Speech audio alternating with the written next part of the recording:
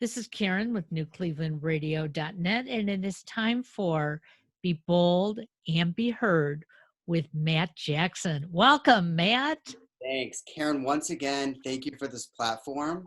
This has been really, really fun to have these conversations with you weekly and to celebrate diversity and to celebrate being bold and being heard amongst so much going on in our world.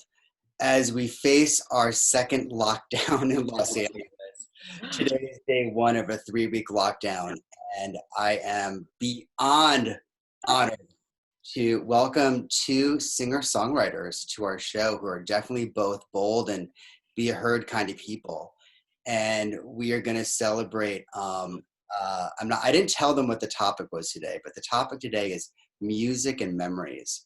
Because I have very distinct memories with both of these people. And I also think that music is sometimes the soundtrack to our lives.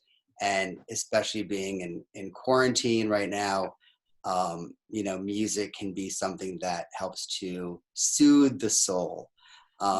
Katie is coming to us live from Nashville, and John is coming to us live from Florida. And thank you guys for being here. I would love for each of you just to take a moment and just introduce yourself and kind of what you're doing in the singing and songwriting world. You're both at different places in your career. You're both doing different things. We've got a blonde, beautiful girl here who's white. We've got a very handsome guy who's black. Different trajectories possibly happening in the world because of everything going on. But let's start with you, John Davis. Welcome. Thank you. Thanks for having me on this show. This is really amazing. So my name is John Davis. I've always been, very passionate about music, but it took me a very long time to really decide to jump into this head first. And it actually took a little bit of drama from the universe. I had a really traumatic surgery about 3 years ago, and I almost lost my leg. And then in the surgery, I almost lost my life. And when I came out, it was a complex thing, but it didn't need to be that dramatic. I think sometimes when we need a kick in the butt, we really get these messages very clearly that you need to be living within your truth. You need to be flowing with your calling and your cause. And so when I came out of that, I was in advertising sales, and I was like, I actually moved to New York initially from Los Angeles to pursue music, and sort of fell into advertising. It was much more comfortable. And by the time I, was in this surgery, I'd had things pretty set up. Things were very comfortable, but I think comfort can sometimes prevent and stunt your growth. So I left the job and I started writing music. And I wrote music because there was no music that I heard that I could sing. So it was sort of my way of saying, okay, how am I going to find a way to fit into this industry, especially because as a young Black male, we have a really tight box. I mean, our box is really limiting. And male vocalists in general have a very limited box of where they can fit in the music industry. And I was really intimidated by that.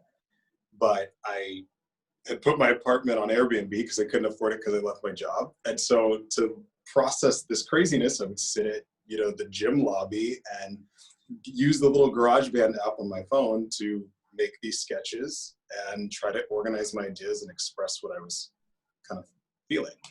So I signed a publishing deal shortly thereafter, worked on a bunch of music, and then released my first EP this past September. And the first single was actually March 26th, right as this lockdown was beginning. And, I'll wrap up, but to put it sort of simply, I love what you said, Matt, about how music, especially being home in quarantine, kind of is the soundtrack of our lives. My producer called right at that, Tuesday or Wednesday of that week, and was like, listen, we're not seeing the numbers that we see from Spotify because of the news and this COVID thing, and should we delay it? And I was like, I have been waiting for 3 years. You released that song on the 26th.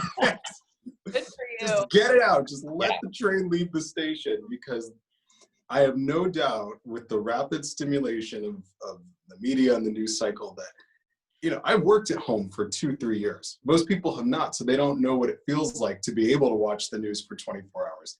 It gets boring after about 4 days, and they'll go back to listening to music. So, well, John, you made a lot of points that I want to touch on. The first is that I think it's so interesting to have watched you. Karen, just, both of these people I know professionally, but also personally, they're like my heart. So I have a lot of history with both of these two. And I've watched them both grow up to become who they are. And what's really interesting is that, John, you left LA seeking comfort in another city. Katie, you left LA seeking comfort in another city. Refuge. Sometimes, quite honestly, amongst Hollywood being shut down and everything happening, you sometimes wonder, like, what are we doing? Right. What am I doing? But the truth is, it's friendships that propel you to keep you moving forward. And John, I saw you go through so many different career changes, and I'm so happy that you're in the element now of really being a voice and being bold about it and taking that risk. Mm-hmm. All right, Katie Garfield, your turn. All right. Well, John, your story is awesome. And I salute you for saying, I've waited long enough and I'm taking this moment and here it is. And if the world is in a chaotic state, so be it. We need music more than ever in times like this. Yeah. So hats off to you. Thank you. Katie Garfield, I go way back with Matt. I moved to LA to pursue acting when I was 18, fresh out of high school. I wasn't running from anything. I just was running to something and I just wanted to see what was out there. I moved from a little town in North Carolina. So I ended up staying for years, which I wasn't really expecting to have happen, and did a bunch of acting work. And I had always kind of written songs in my bedroom and played them at coffee shops and done the open mic route in LA. You know how it is, Jonathan. And just, just like tried to find my voice and feel authentic. And I think people have a hard time, especially now that I'm a professional songwriter. When I first moved to Nashville, I'll get to that in a second, but people didn't quite take me seriously as a songwriter at first because I was an actress. And I get that, but I had to kind of push past that and prove myself more than a lot of other songwriters would, because they assumed that because I'm on TV, I'm vapid or not, creative or authentic or whatever. So I had to push through a lot. It's very hard to be pretty and smart. Stop it. Whatever. No. I feel your pain, Katie. Yeah. It's hard to be pretty and smart. You know what I mean, though. People, they don't think you have to say when other people write your lines for you forever. Yeah. So that being said, I had a great time in LA. I was out there for 5+ years, and I had been flying to and from Nashville working with people, and I started writing songs for TV and film, which is, my favorite thing is TV and film. I've immersed myself in that since I was little, and any kind of capacity I could get my hands on. And then I moved to Nashville and signed a publishing deal and started writing for shows, and that's still what I'm doing. And actually, I have a fun quarantine story. So the week before any of us ever even heard the word COVID or coronavirus or anything, I woke up in the middle of the night, which I never do. I'm such a heavy sleeper. And I woke up and I couldn't go back to sleep. And I thought, oh crap, I have to figure out how to record myself. Because up until then, my husband, who's also a producer, who I live with obviously, was recording all my vocals for me for songs that I was submitting to shows and writing with other people. And I was always having to wait for his schedule to open up to help me record. So I was like, I gotta learn how to do this. I have to learn Pro Tools and Logic. I have to get gear. I have to find a spot in the house and create my own space to get my stuff done, because I can't rely on his schedule all the time. And so in that week, right before quarantine hit, I took over a guest room and I took all of his leftover gear and I figured it out. It took me a while, but I got it up and running. And so by the time quarantine happened and all of my co-writes went to, Zoom, I knew what I was doing. So that was another thing from the universe, just kind of helping me prepare. And I'm really glad that it happened that way, because it's been okay. Yeah, I mean, you just escalated like this, Katie. You're just going like this. From the moment Katie left LA, she was like, see ya, and got the publishing deal, got the husband, And can we say what's on the way? Yeah, we could say got a baby cooking. Congratulations. Thanks. It's been a long time coming, so we're really excited. Thanks. And speaking about, the music part of it and the memory part of it, one of my favorite memories with Katie was probably the first day we met. Oh boy. And she came into the agency I was working at, and I wanted her to meet the entire team of agents. There was probably 12 of them. And I said, would you be comfortable like singing in front of this group? And she's like, yeah, no problem. I was 18. Yeah, 18 years old. She had a guitar. She kicked off her flip-flops, sat on the ledge of where the TV was, and just went for it. And I was really, for somebody who works in the talent business, I was amazed and in awe of you from day one. And I still am, Katie. I love you, Matt. Right back at you. You're a man of all talents. we had just some really great moments. And we still will.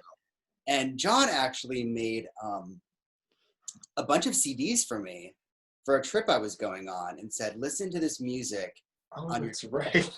and I believe, I was trying to think about it this morning, but I think you made them on actual CDs. I think it was still they were where you inserted them into your yes, back in the Stone Ages. Yeah, the good old days. And so as we celebrate music and celebrate memories, those things trigger just a lot of thoughts of joy and fun times together. Katie, what's happening in Nashville? What's happening in the music industry during all of this? Well, it's been weird because so much of Nashville is live entertainment, with country and everything like that. There's a big kind of Americana scene here too. So a lot of our friends are singer-songwriters or country artists or label heads or whatever. And, people are trying to figure out what comes next. I think with the winter season coming, we're all a little bit scared that things are going to lock back down again for the business, but that's what we have to do to keep people healthy. And I think, next summer, the gates are going to bust open here and live music will be back. It'll be different, which is, it's sad, it's bittersweet, but I think people in the music business have such an amazing will of spirit, and they're going to find a way to be heard. They're going to find a way to say what they need to say. And the listeners are going to find a way to listen because their worlds need that. And the creators' worlds need that.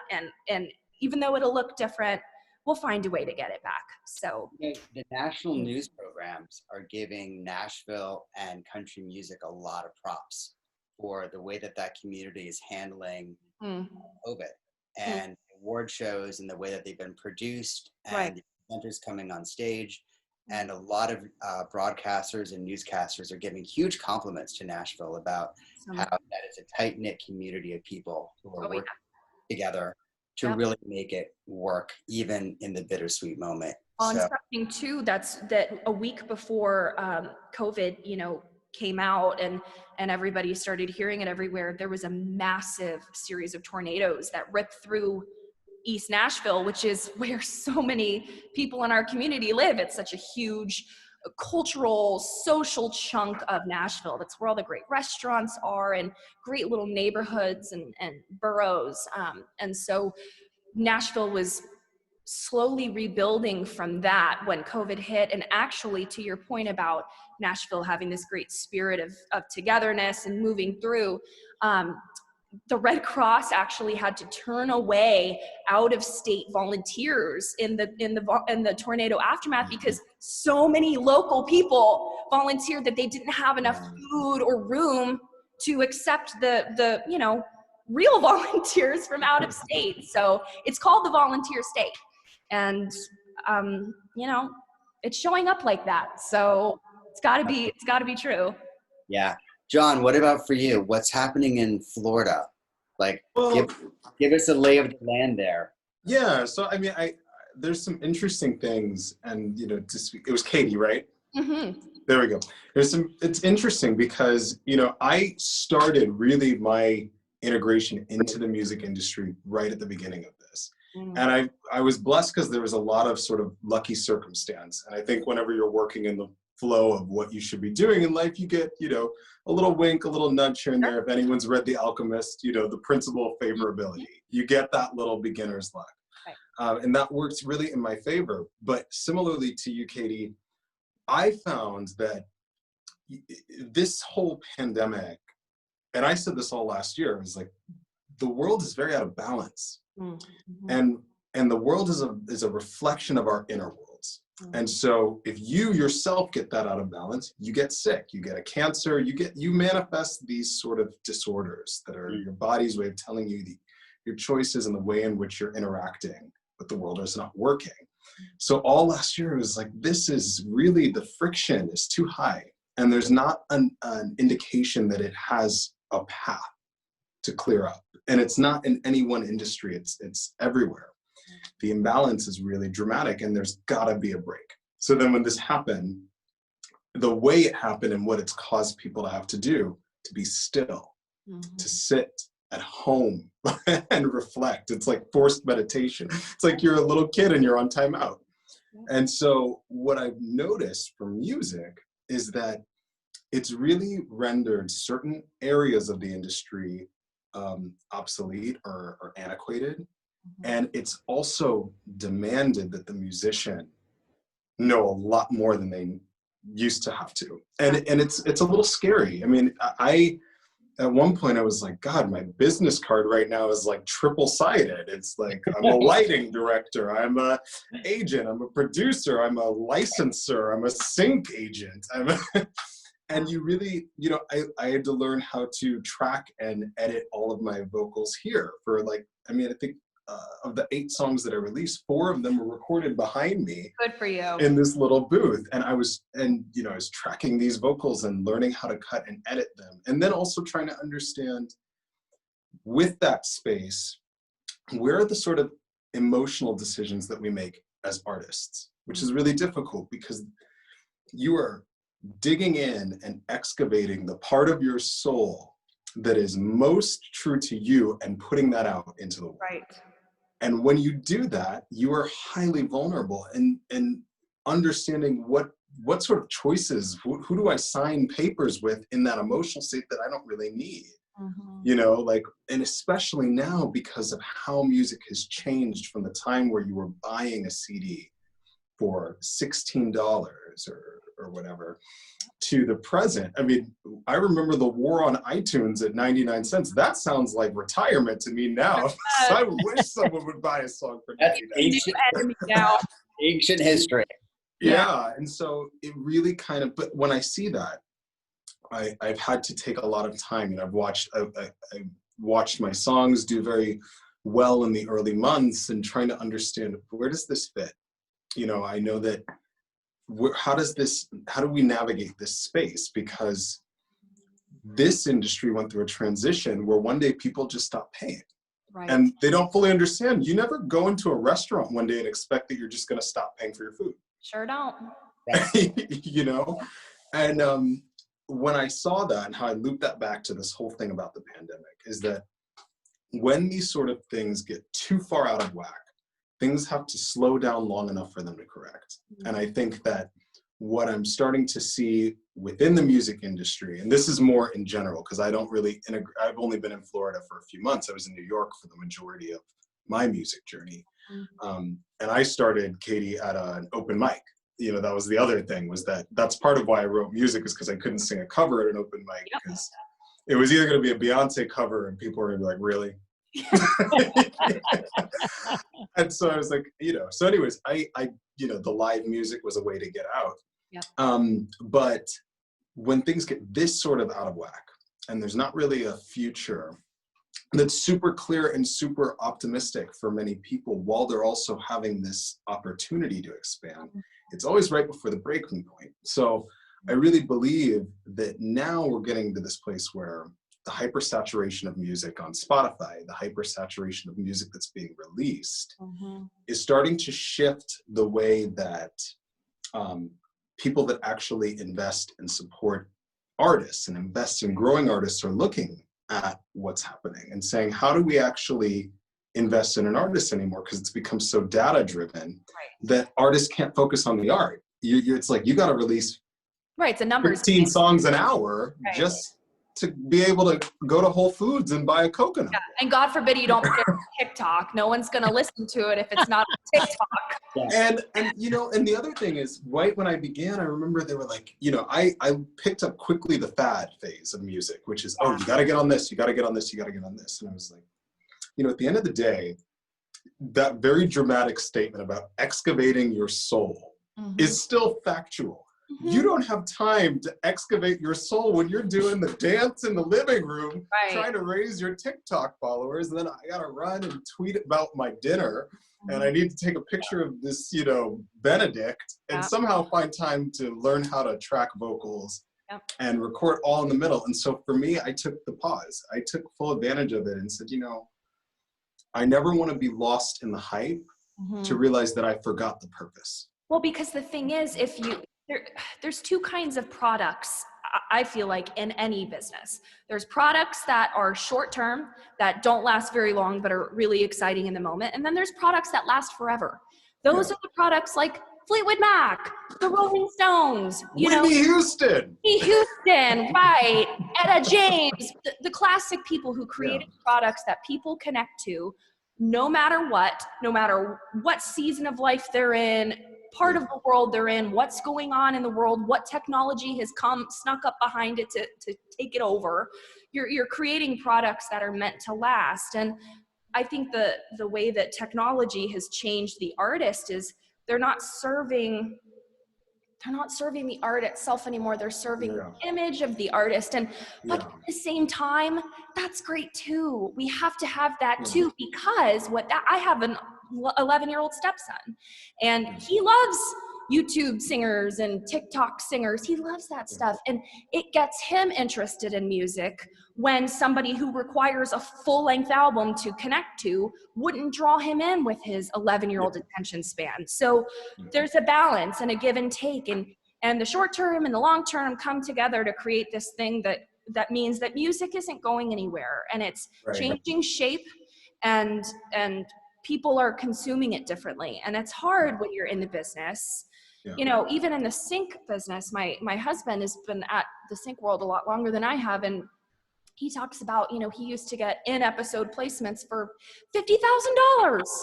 And now they're less than half of that, and feels super grateful. But it's crazy to see how the oversaturation of a market waters down the quality of the opportunities for everybody. And it's hard to be on the inside looking around and you're like, oh, you know, there's not enough work to go around, right? It's scary. Well, and I also think that they have to be able to, I think that I love what you said about the balance. I mean, everything in life is always a balance at the end of the day. And I think that art, we have two responsibilities. One is to touch the soul, and one is to move the person. And both require some investment. You know, I think that what's happening, what I notice in music happening a lot is that, and I think that in general, it's starting to be recognized that because of the rapid stimulus and because of like how much is expected to be released, it doesn't allow people to really get into the state. I mean, if you go back, music has been used in every religion, tribe.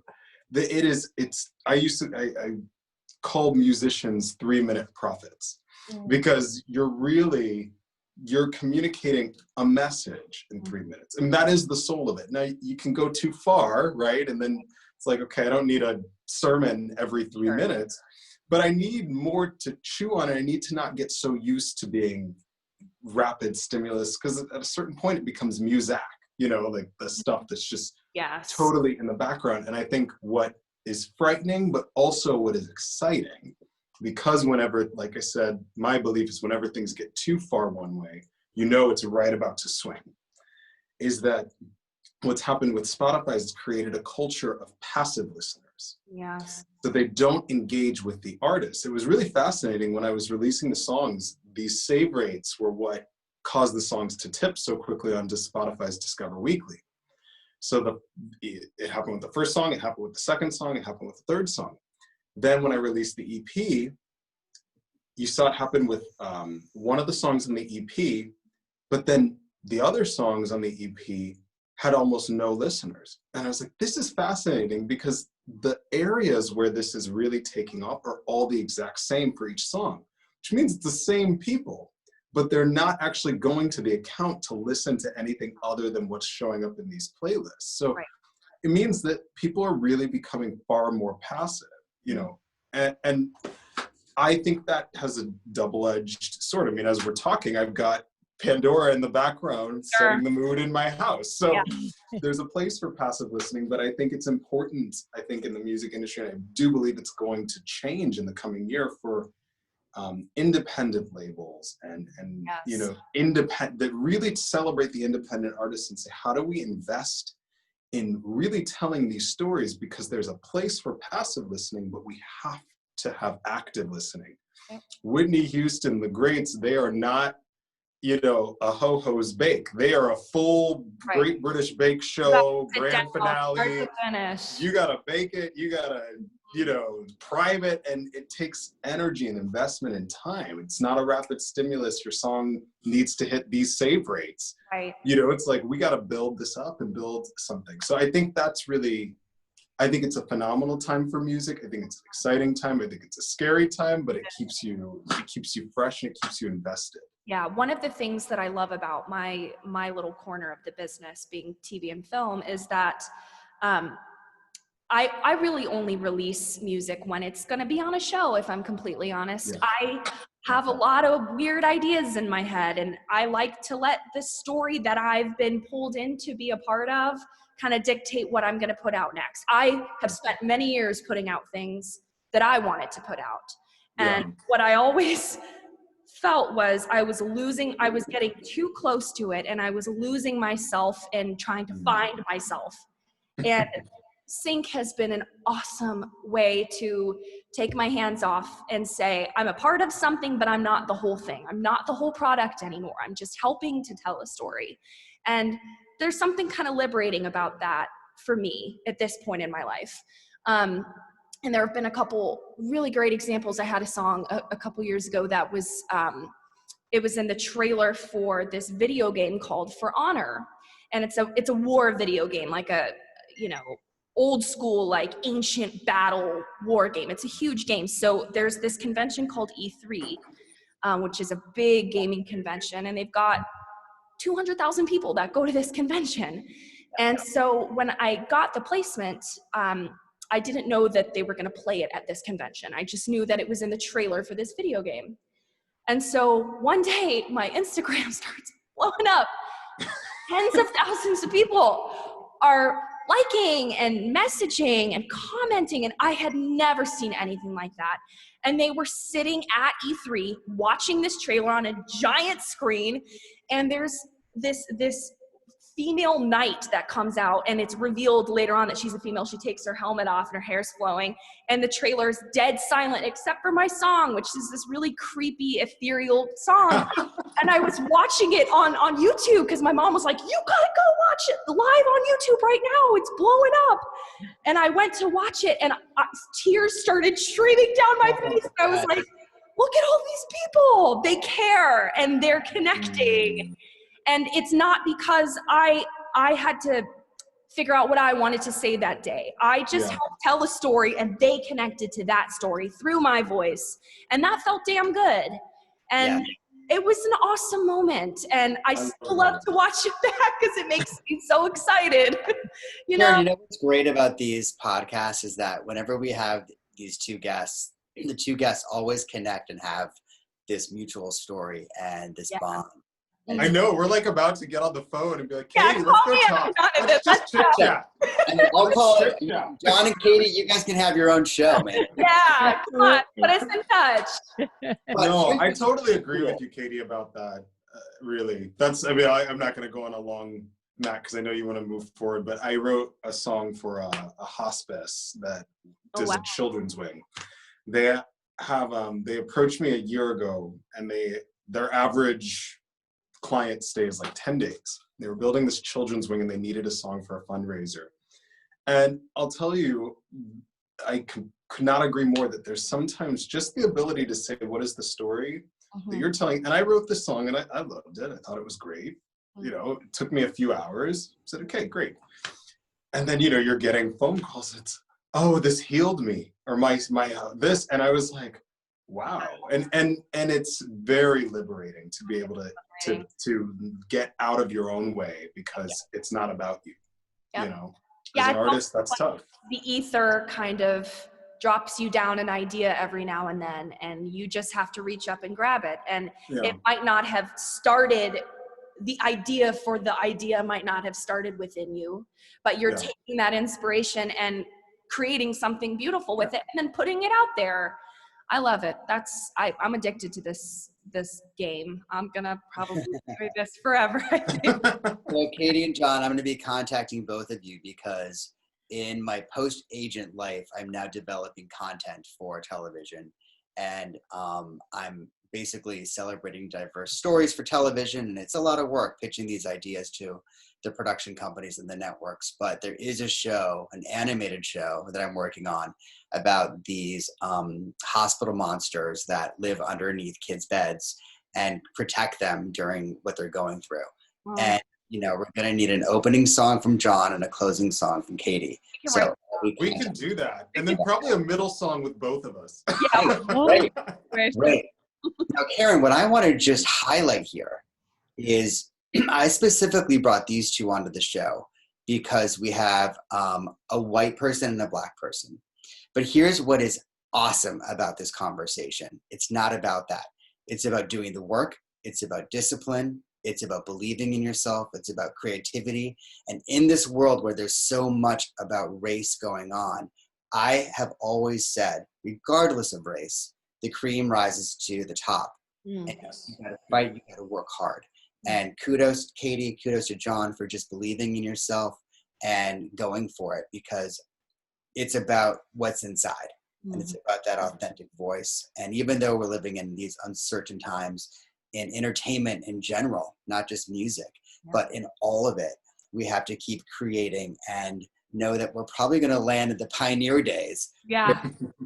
The music and the friendships and the simplicity of creativity is going to last a lifetime. So you need compassion.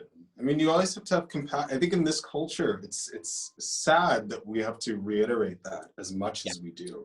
It's sad, you know, it really, because compassion is central, not only to the world, but to yourself. And I think, especially as a Black male in this year, one of the biggest things that I feel is important is to be able to have compassion for yourself and for the world, but also to be very scrutinizingly honest with yourself about at what point have I allowed this to become an excuse? At what point do I allow the things that can victimize me to remove my will to actually move forward? Because it's a balance. I think you have to acknowledge injustice, and it shows up everywhere. I mean, I'm a Black male, but Katie, you're still a woman, and you know it sure does. And Matt, you know, we all have our, you know, nobody came out with the perfect whatever. Right. And I think it's really important to be able to acknowledge these are the ways in which the cards are stacked against me, and I know that. However, I'm moving forward now, because you can, otherwise you just get lost in all of the reasons why you won't be able to move forward, and you allow it to become an excuse. And you know, once you decide creating, and once you decide to be a part of something, you really have to just move forward. There's no looking back.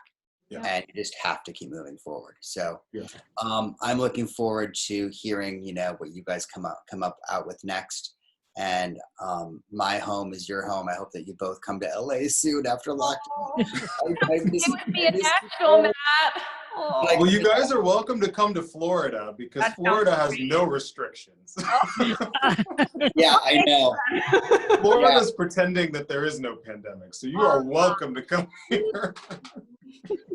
Well, thank you guys for joining today and just sharing your creativity. Karen, do you have any questions for Katie? You know, the only thing that I really wanted to say is that I love how you brought these two together. You know, when I asked you, genius. You know that, right? I'm genius. Yeah, but when I asked you yesterday who was going to be on, and the way you described it, I thought, I don't quite get it, but I now truly understand. But one of the things I want to say to the two of you down there, Katie and Jonathan, you wouldn't have done what you're doing and you wouldn't continue going if you weren't passionate. Okay. And I think people are going to see that. I spent probably the first 60 years of my life thinking I was passionate about what I was doing, but I wasn't. And I woke up one morning and I said, what is it I want to do with my life? And every day I come up with one more thing. And my success is that I'm trying. And that's all we can do in this world today. So things have changed. Okay. We know that, recording is a little different. Katie, you may be in a home studio or in a bigger studio. Jonathan, you're in a little booth behind you, but you're still doing what you love to do. And we get to hear that music. So and on that note, we're going to just close out with a little bit. Oh no, I didn't write that. I know, but I love this one. And you look amazing in the video. Oh, you're So I love you all. Thank you for joining. Talk soon. Good luck Talk with soon. Thanks for having me.